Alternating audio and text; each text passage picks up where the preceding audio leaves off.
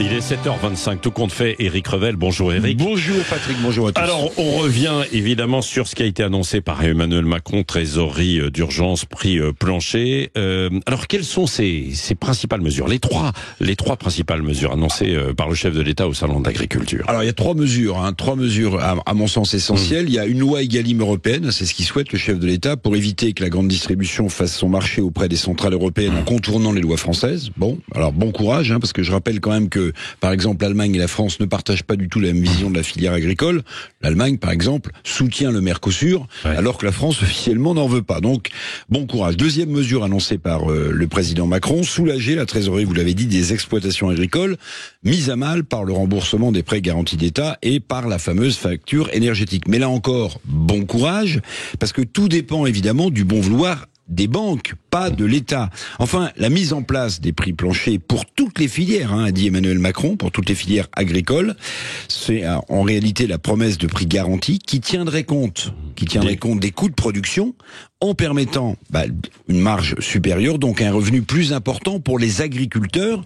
C'est une idée, je le rappelle, soutenue par LFI, ou par la Confédération Paysanne, qui est un syndicat agricole de gauche. Oui, c'est ça. Alors, le prix plancher, dans toutes les filières, est-ce une utopie ou une annonce pour calmer la colère? Bon, d'abord, je vous rappellerai, on n'est pas une incohérence près, mais je vous rappellerai quand même que la proposition d'Emmanuel Macron avait été écartée par qui, il y a un mois? Par son ministre de l'Agriculture, Marc Fesneau en personne, qui avait dit non, les prix planchers circuler, il y a rien à voir. Alors sur le papier, l'idée peut paraître séduisante, mais comment calculer un prix plancher, par exemple de la tomate en France, alors que toutes nos régions n'ont pas forcément les mêmes coûts de production? Que dira aussi Bruxelles? C'est Bruxelles, la toute puissante, d'un prix plancher qui fausserait la fameuse libre concurrence que soutient Bruxelles. Bon, voilà une autre question autour des prix planchers.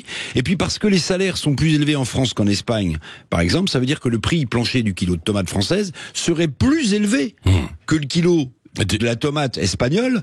Et alors, qui va acheter des tomates françaises si le prix plancher est trop haut du côté des consommateurs?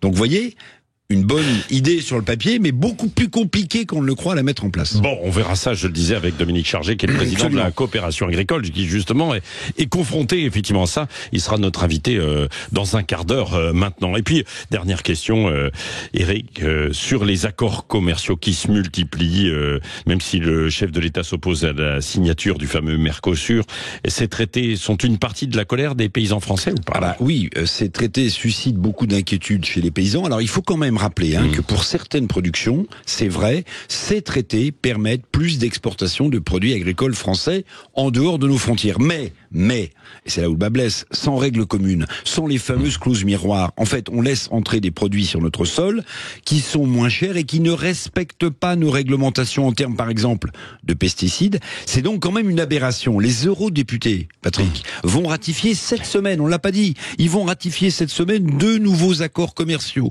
L'un avec le Kenya, les fameux haricots verts du Kenya, et l'autre avec le Chili, alors que le traité du Mercosur n'est toujours pas abandonné, et qui peut être voté à la majorité qualifiée. Le traité ratifié, par exemple, avec la Nouvelle-Zélande en novembre dernier, permet quoi? Il permet, par exemple, l'importation en Europe, écoutez bien, de 10 000 tonnes de viande de bœuf, 38 000 tonnes de viande ovine, ou encore de 25 000 tonnes de fromage, avec des préférences tarifaires. Comment l'agriculture française peut-elle lutter et s'adapter? Donc, ce sont ces traités, en réalité, qui engagent à moyen long terme l'avenir des paysans. Et sur ce sujet, pardonnez-moi, mais le président de la République s'est montré moins sûr de lui au Salon de l'Agriculture. Merci Éric Revel.